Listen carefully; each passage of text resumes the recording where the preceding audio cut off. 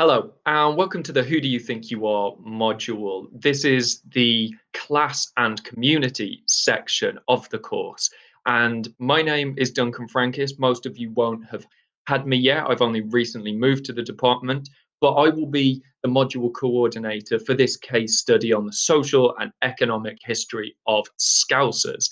If you want to contact me about anything to do with the course or in general about essays and finding sources, please get in touch with me via the email below, which is d.frankis@staff.newman.ac.uk. Please get in touch with me if you have any questions. So, what are we going to be doing on this module?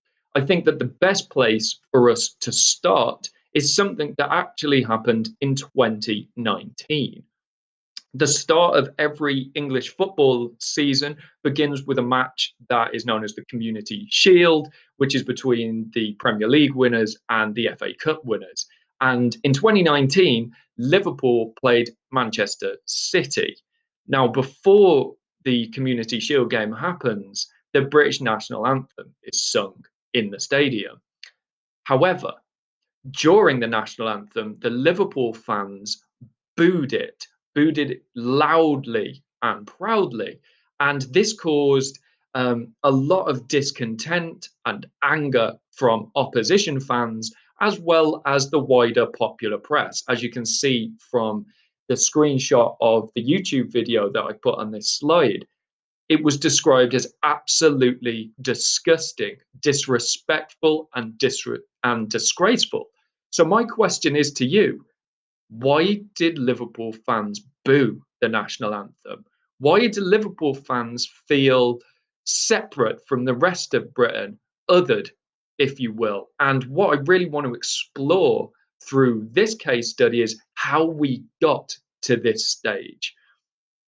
And I'll be doing this through the 18th and 19th century at the height of Liverpool's economic influence, throughout the world wars of the 20th century, through the turbulent 1980s and upwards to today.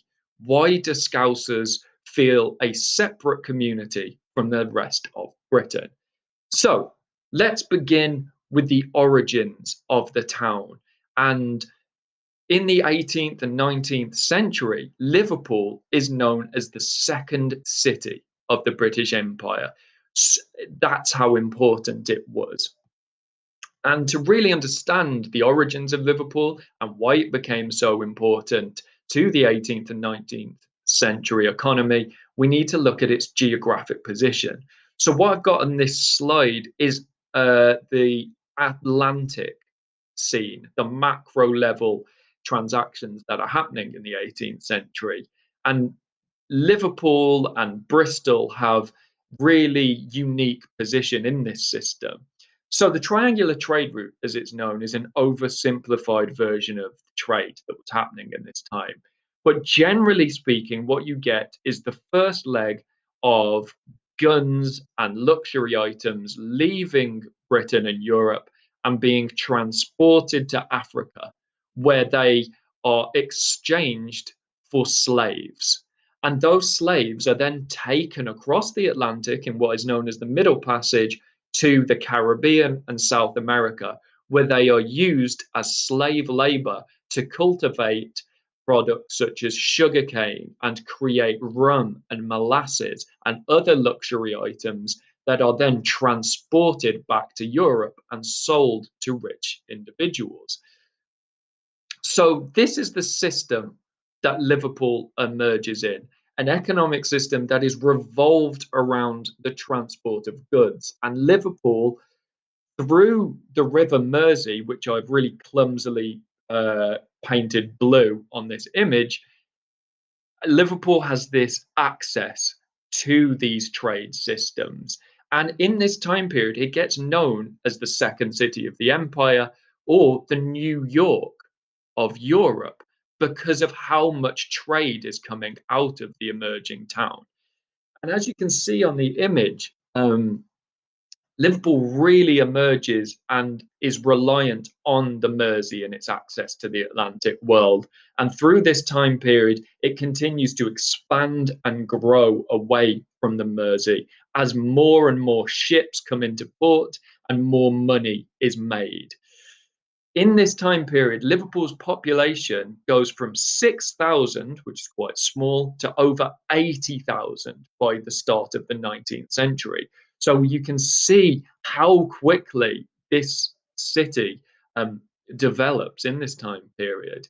And what it is known for is your ability to mobilize through social structures. So social mobilization is possible in this town. It is seen as an area where opportunities are available to you.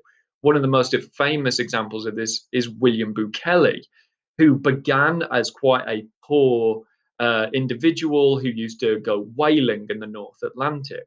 But then, as more opportunities developed in Liverpool, he started to export tobacco and he became a privateer, which is a fancy word for a pirate, basically.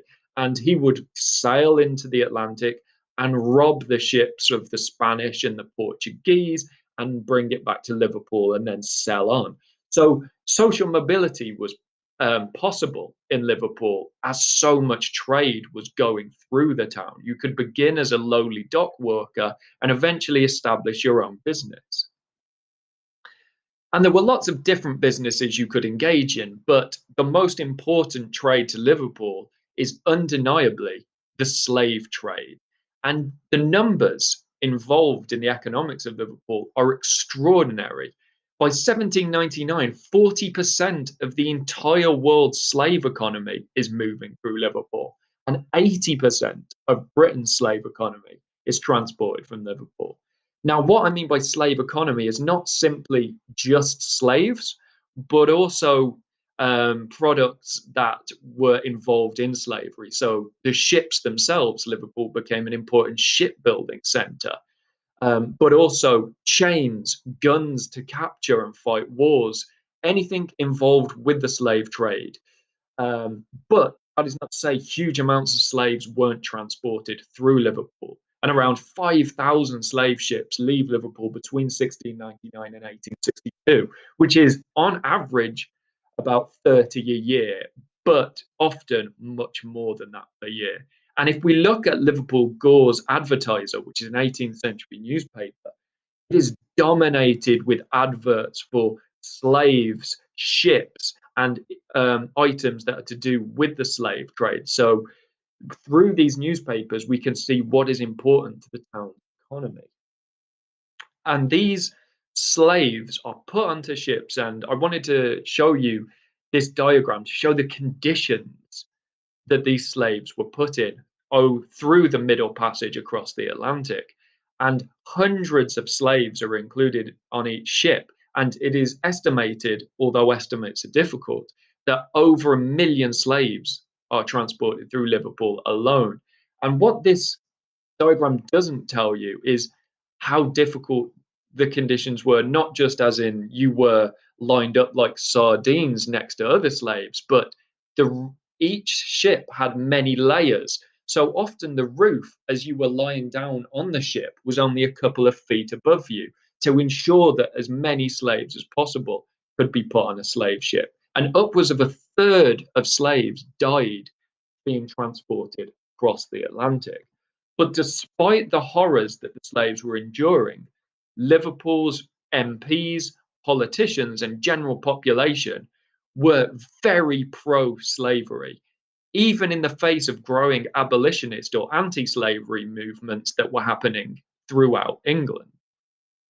And three of Liverpool's most famous MPs are Richard Pennant and the wonderfully named Bamber Gascoigne the Younger and Banastre Tarleton. Now, whilst their names are very entertaining, they were deeply unpleasant individuals in a variety of ways. And I'd have a quick look at them before we go into the seminar because I'll be discussing them at length further.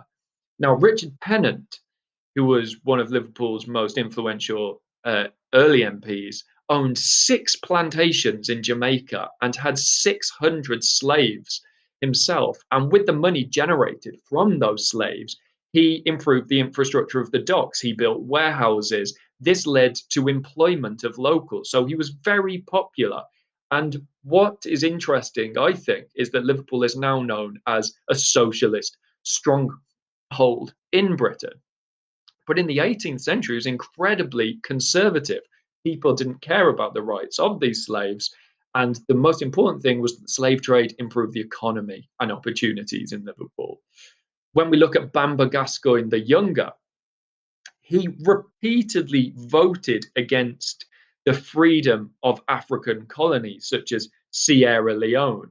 And Tarleton, who was a really interesting individual who fought in the American Revolutionary Wars, he committed numerous atrocities against Native Americans. And he openly mocked William Wilberforce, who was one of the most important abolitionists in British history, and said that Wilberforce completely underestimated how the economy of Britain would fall apart without slavery. Now, despite these individuals being openly anti human rights and anti freedom, they were repeatedly voted in by the people of Liverpool. So it's not just the political elite and business owners who were pro slavery, the people of Liverpool were also pro slavery as well, as demonstrated in them repeatedly getting elected. And these pro slavery MPs oversee rapid urbanisation and industrialisation of Liverpool throughout the first half of the 19th century. As more and more money is coming in from the ships that are bringing in trade, the infrastructure of Liverpool improves. It has one of the first overhead railway and tram systems in the world. Liverpool Lime Street is built in 1839. Canals are created to link Liverpool to Manchester so that cotton can easily be transported. The entire infrastructure of the city is based on making the slave trade and trades linked to slavery as efficient as possible. So the origins of Liverpool are the exact opposite of what we know as socialism now. It was a conservative stronghold. And as Liverpool expands, areas such as Everton, Toxteth, and Kirkdale that were originally separated from Liverpool city centre are suddenly joined as the city rapidly expands in the 19th century. But it's not just the infrastructure and the industries that of Liverpool are changing, social dynamic changes as well. It becomes an incredibly popular place for immigrants to move to. And the reason for this is because that there are lots of job opportunities in Liverpool. People see it as a place where you can be socially mobile, go from working class to middle class and higher. You can start a business and thrive. And one of the highest percentage of nationals who moved to Liverpool in the mid 19th century are the Irish. By 1851, 25% of Liverpool was actually Irish, and 20,000 people from Wales move every decade to Liverpool. And this slowly starts to change the dynamics of the city. So the politicians might still be pro empire and slavery, but more and more of the working class are anti Britain, are anti empire, because the Irish hate conservative MPs in this time period, especially after the Irish famine of the 1840s. The British government do nothing to import food when the potato crops fail in Ireland, and upwards of 1 million people die in Ireland. As a result of this, 30,000 Irish immigrants moved to Liverpool for job prospects and food. And this has an enormous impact in the long term. Even now, Irish nationals make a high percentage of Liverpool. And Liverpool is the only place outside of Ireland to elect an MP from the Irish Parliamentary Party, which happens in 1929. So this Irish influx shows one, what people thought of Liverpool. It was a place where you could make money and have employment. But two, that the dynamic of Liverpool changes. And this is where we see the origins of anti British sentiment, anti conservative sentiment. But despite this, in the short term, by the 1860s, slavery and issues to do with slavery are still popular. And in the we see this really clearly in the American Civil War in the 1860s. Sven Beckert, who is a really, really good historian, and I would recommend you go and read his stuff. He believes that Liverpool was the most pro Confederate city, so pro slavery city, outside of the deep South of America. People were still passionate about issues to do with slavery because of the success it had given to the city. Business owners and cotton merchants within Liverpool build ships for the Confederate Army. One of the most famous, which is CSS Alabama, which was built in Birkenhead and is famous for raiding Unionist ships and trying to ensure that slavery continued in the South. Now, it is among this changing industrial, economic, and social situation that we first see references to Scousers. And you may have wondered where the phrase Scouse comes from. And it is actually a combination of different Northern European words. So some of the most obvious examples are the Norwegian word lapskaus, the Swedish word lapskois, the Dutch labskovs, and the German labskaus. So it's some combination of these words, we think. And each one of these words is used to describe a popular stew, a very cheap meat and vegetable based stew that became popular in the docks of Liverpool. So the dock workers of Liverpool would eat this bowl of stew because it was really cheap. They could afford it.